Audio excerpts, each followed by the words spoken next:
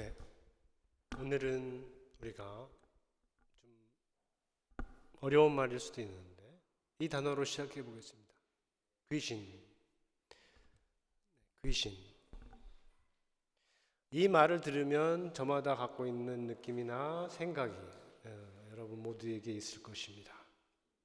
그렇죠? 있죠?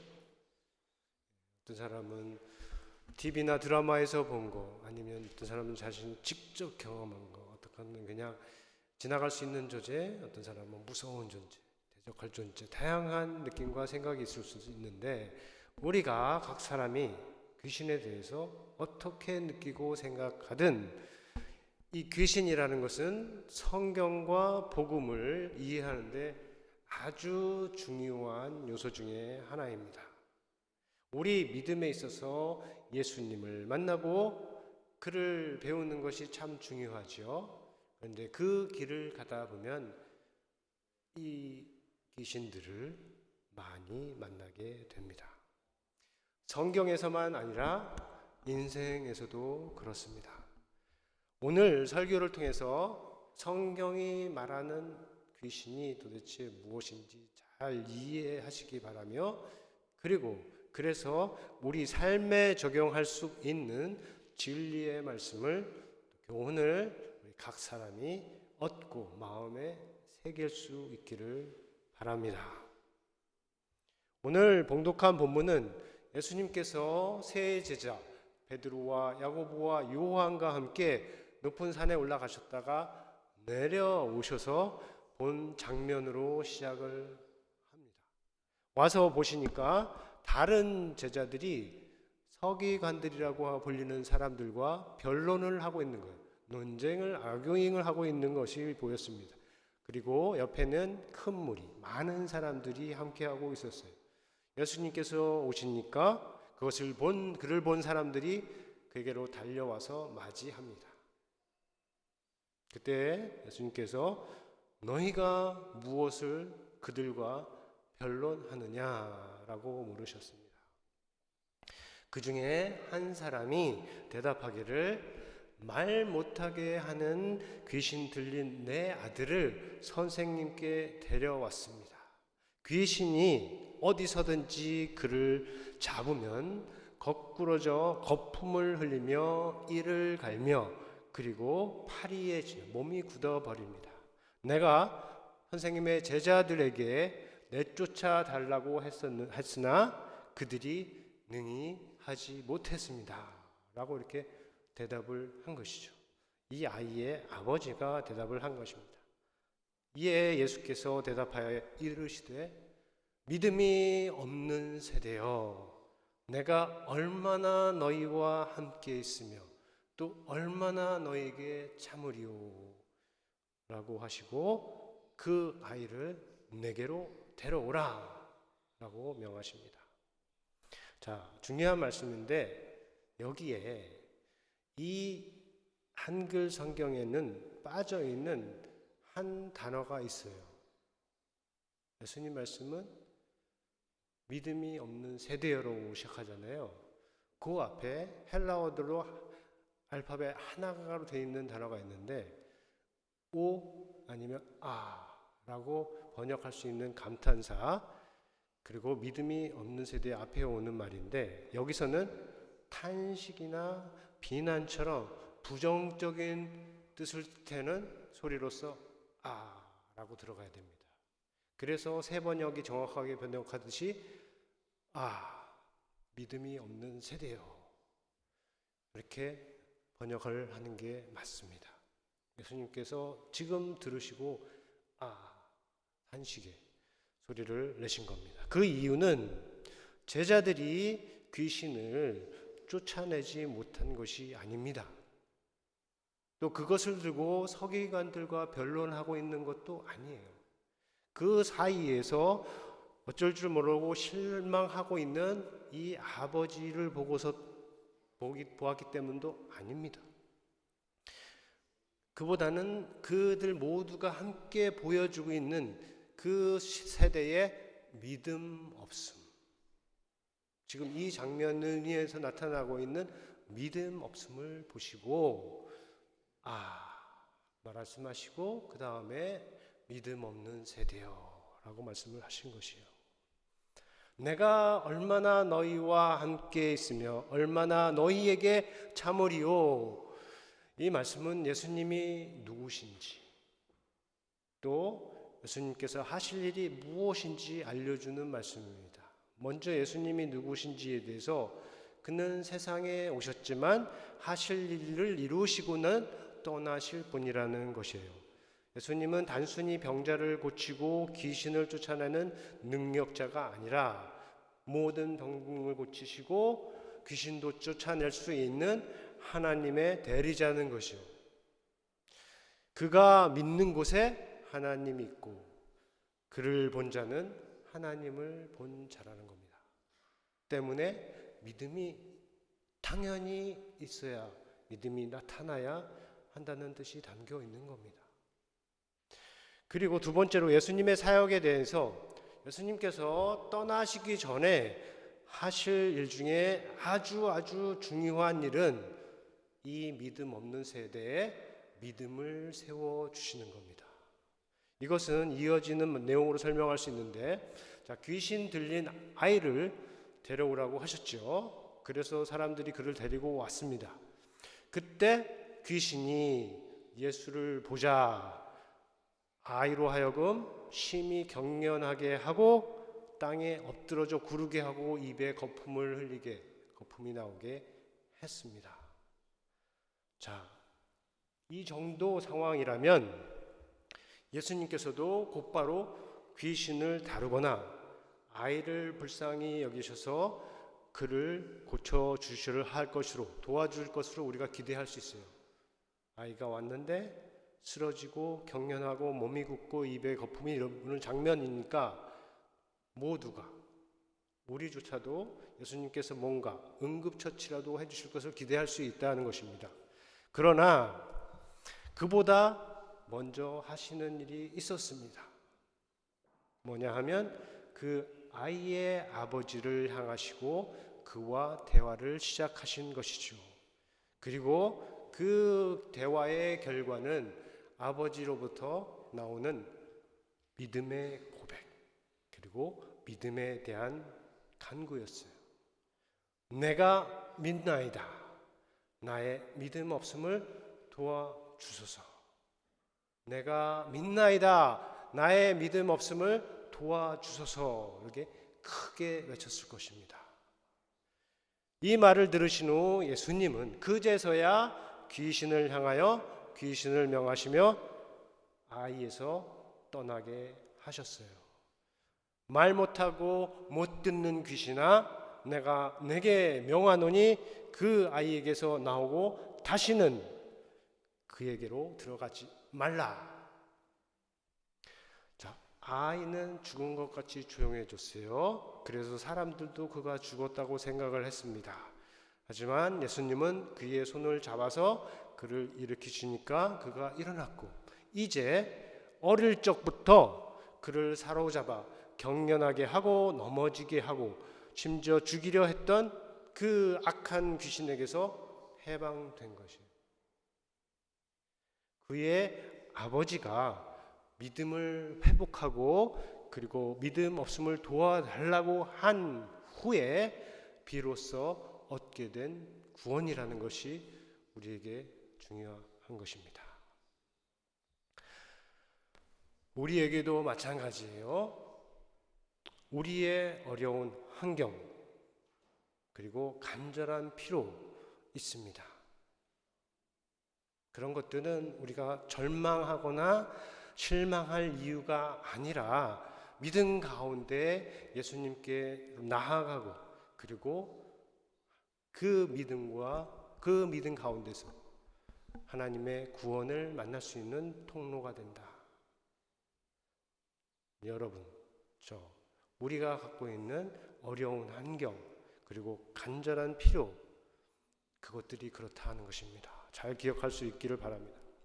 마지막 두 절은 27절, 28절이죠. 우리와 하나님과의 관계에서 또 예수님과의 관계에서 믿음이 중요한 만큼 기도가 중요한 것을 알려줍니다. 제자들은 왜 자기들은 그 귀신을 내쫓지 못했는지 궁금해했습니다. 그리고 그들이 받은 대답은 기도 외에 다른 것으로는 이런 종류가 나갈 수 없느니라. 자, 여기서 말하는 이런 종류란 귀신을 가리킬 수 있고, 그리고 그 귀신을 쫓아내는 그 기적을 가리킬 수도 있습니다. 근데 어떤 것을 가리키든 간에 귀신과 연결된 문제예요. 다른 말로 하면 영적인 문제라고 하는 겁니다. 영적인 문제를 다루는 것이 바로 기도다 하는 것이죠. 기도는 하나님을 믿는 사람이 하나님과 동행하는 가운데 귀신도 쫓아낼 수 있는 능력의 성령을 받는 통로다. 기도. 한 번만 하는 것이 아니고 계속 하는 것이다. 기도에 대해서 많이 말할 수 있지만 간단하게 말하면 우리가 마귀든 귀신들을 우리를 사로잡아서 자기의 종으로 삼으려고 하는 모든 것들을 대적하고 이기려면 믿음이 있어야 돼요. 특별히 예수를 그리스도를 믿는 믿음이 있어야 하고, 그리고 그 믿음이 성령 안에서 계속 살아있고 역사하게 하는 것이 바로 기도다 하는 것입니다. 여기까지가 오늘 본문의 내용이 됩니다. 자, 어떻게 들으셨어요? 귀신이 나오고 그 귀신을 쫓아내고 귀신을 부르고 하는, 말 못하고 듣지 못하게 하는 귀신. 지금은 귀신이라는 말을 잘 사용하지 않는 세대예요. 귀신보다는 오히려 의학적, 심리학적, 병리학적, 과학적인 용어들이 더 많이 사용됩니다. 맞는 부분도 있지요. 하지만 그것을 가지고 성경을 다시 볼 때 성경에서 기록된 현대 과학과 의학과 맞지 않는 부분을 다 배제하는 것은 그것은 조심해야 될 것이 됩니다. 만약에 그렇게 하려고 한다면 성경에서 귀신에 대해서, 마귀에 대해서 말하고 있는 부분들이 가짜로 만들어진 것이다, 비유적인 것이다, 아니면 그것을 더 정확하게 표현할 수 있는 다른 것들이 있다라는 것을 확실하게 보여준 다음에 그렇게 해야 됩니다. 하지만 학자들이 노력해서 2000년 동안 보여주려고 노력했지만 실패했듯이 성경은 그런 것이 아니죠. 성경에서 말하는 귀신의 활동은 꾸며낸 이야기가 아니죠. 비유도 아니고 또 다른 것들로 대체 표현하기 정말로 어려운 실제적인 사건, 그것들을 전달을 하고 있는 겁니다. 따라서 성경이 말하는 귀신에 대해서 어떤 결론을 내리기 전에 성경이 전하는 귀신을 먼저 제대로 이해하는 것이 중요하다. 우리가 그렇게 말할 수 있습니다.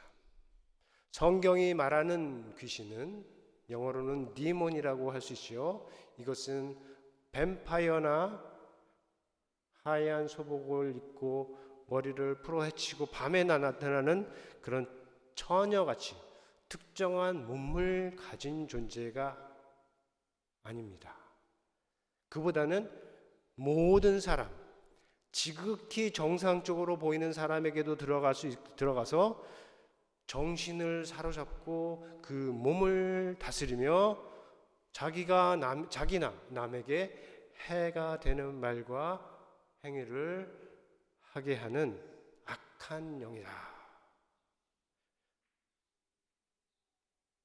또 중요한 것은 성경에서 귀신을 말하는 목적과 관련되어 있습니다. 하나님께서 또는 예수님께서 귀신을 말하는 목적은 구원을 위한 것이에요. 귀신 들린 사람을 구원을 하기 위한 구원의 목적이 있는 거예요. 하지만 반대로 이 구원의 목적이 아니고 정죄하는 목적으로 사용하는 경우가 있어요. 예수님을 반대하고 대적했던 유대인들이 예수님을 향해서 귀신 들렸다라고 말한 것처럼 오늘날에도 우리가 기억해야 될 중요한 말입니다.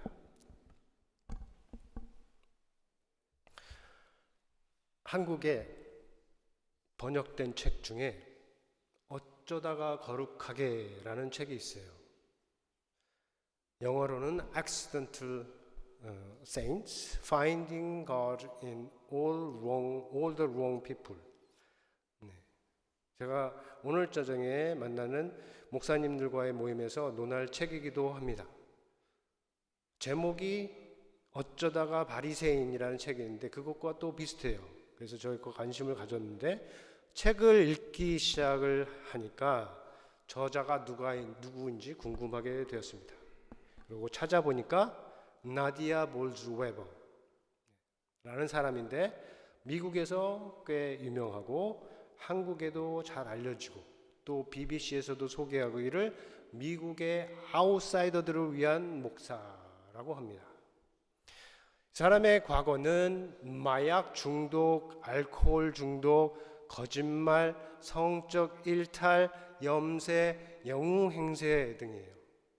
청소년기에 12살에서 16살 사이에 자가 면역 질환으로 이 눈이 너무 많이 이렇게 튀어나오는 병을 앓았대요. 그래서 눈꺼풀을 닫을 수 없을 만큼 눈이 많이 튀어나왔다고 합니다.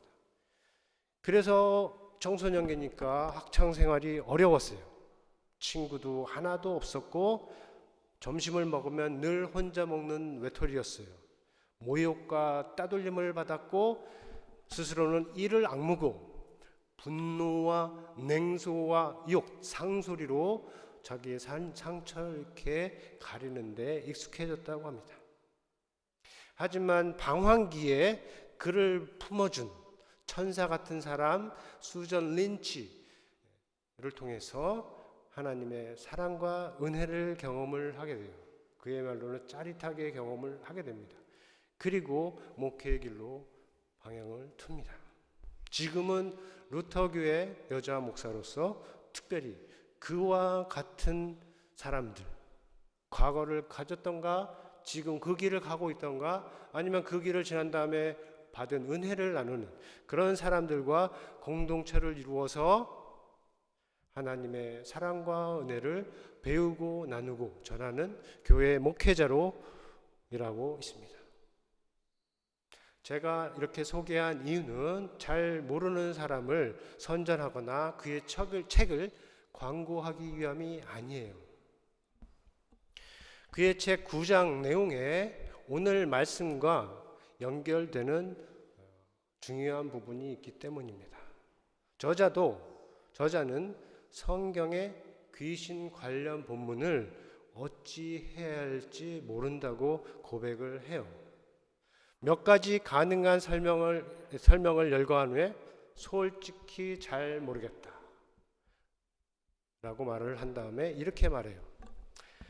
그러나 분명한 것은 우리 교회에 나처럼 중독과 강박증과 우울증에 시달리는 교인이 많다는 사실이다. 무언가 우리를 사로잡아서 원치 않는 일을 하게 만들거나 정말 해로운 것을 사랑하게 만든다는 사실이다. 영어로 되어 있는 것은 제가 한글 번역으로 보았기 때문에 역번역을 해놓은 거예요. 저자는 악령과 귀신이 실존하는 것처럼 말하는 사람들을 보면 절로 몸이 뒤틀려지는 사람이었다고 해요. 그런데 귀신 관련 성경 본문을 읽는 기간에 문득 자기 인생의 한 시절을 떠올립니다. 우울증에 시달리던 시절이에요.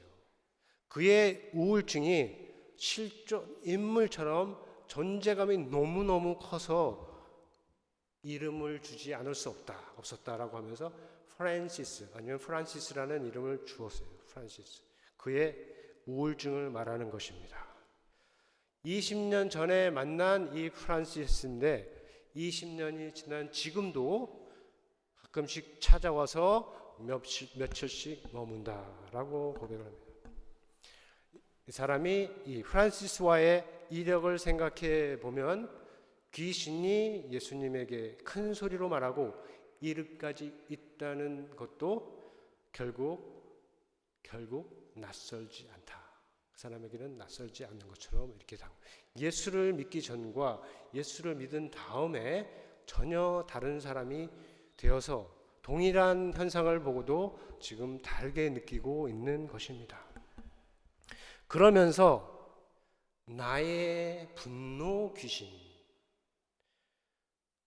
당신의 나태 귀신, 강박적으로 음식을 먹는 당신의 귀신, 사사건건 자신을 입증하려 하는 나의 귀신 등에 대해서 말을 합니다. 무엇이든지 우리를 속이고 노예로 부리는 것들, 통제력을 잃고 홀로 고통당하게 하는 것들, 그것들이 그에게는 현대판 귀신들이다 하는 것이에요.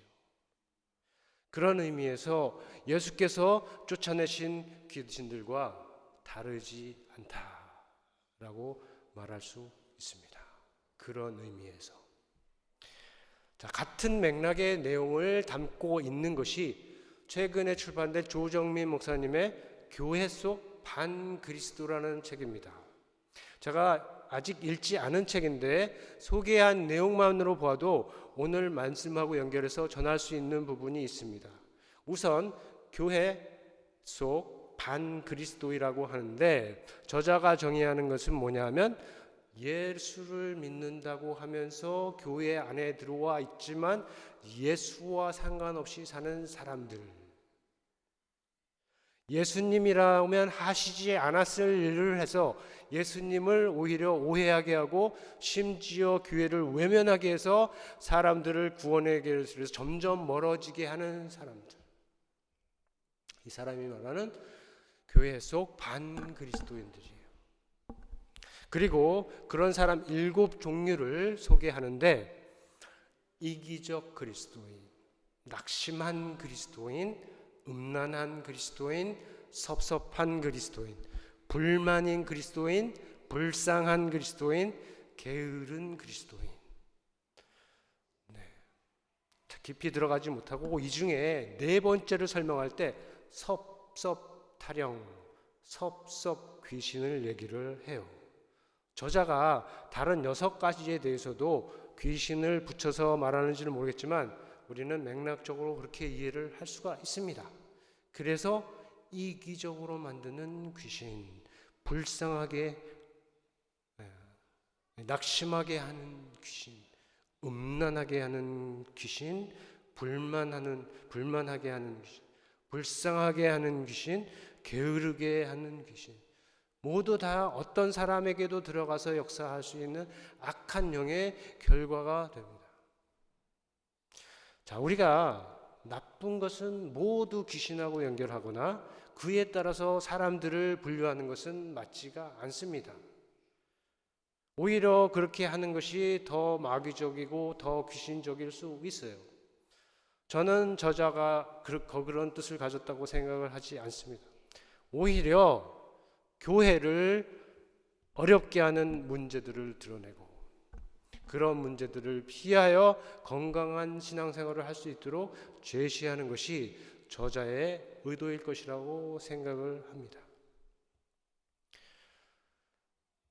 과학이 아무리 발전을 해도 세상 일에는 마귀와 귀신으로만 제대로 설명할 수 있는 부분이 있습니다. 예수님이 오신 세상, 그를 십자가에 못 박은 세상 한번 생각을 해보세요.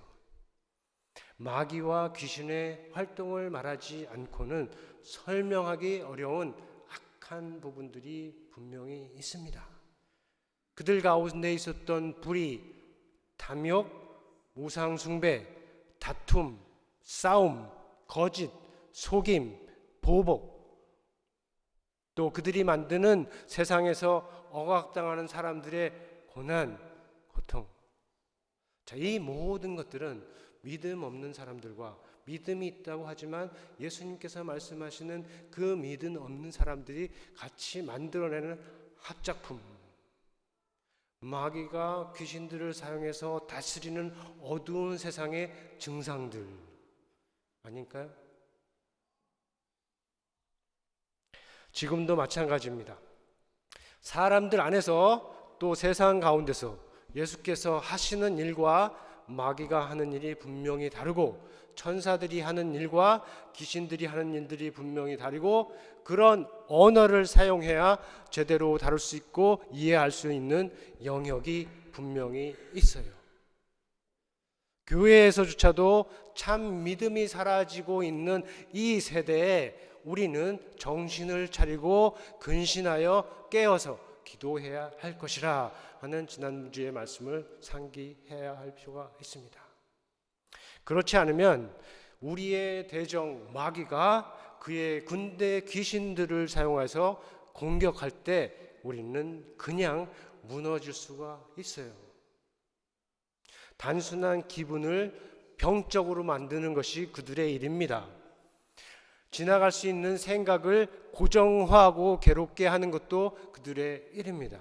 단순한 한 번의 행동을 계속되는 악한 습관으로 만들어서 하나님과 멀어지게 하고, 공동체를 미워하게 하고, 실망을 절망으로 바꾸고, 절망이 죽음의 길로 가게 하고, 다른 사람을 탓하고 비난하게 하는 그 모든 것, 그들이 하는 것들입니다.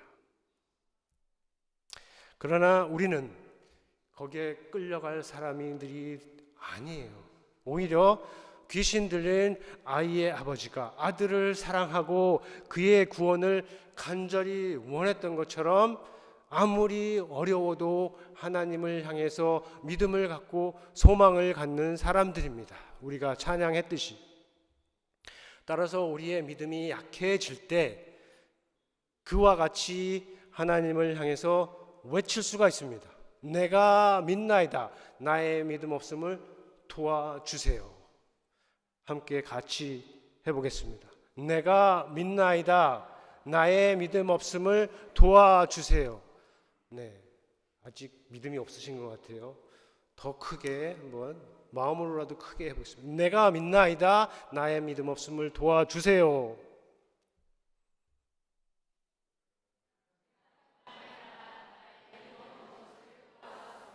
네, 우리 믿음이 약해집니다. 시간이 지날수록 약해져요. 어려운 일들을 당하고 기도가 응답이 없는 것 같아 점점점 믿음이 약해집니다. 그래서 이 아버지처럼 할 수 있다면, 무엇인가 할 수 있다면 우리를 불쌍히 여겨주고 도와주세요. 이 정도만 기도를 할 수 있는데, 예수님께서 하신 일은 그게 아니다. 할 수 있거든요. 무슨 말이냐? 믿는 자에게는 능치 못할 일이 없느니라 말씀하시고 이 말이 나온 거예요. 그때 내가 믿나이다. 나의 믿음 없음을 도와주세요.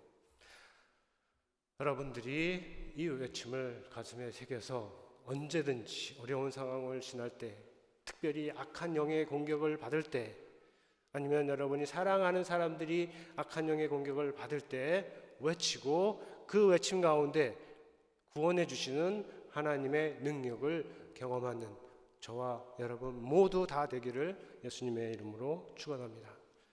우리 들은 말씀 생각하면서 거듭의 기도 시간 갖겠습니다.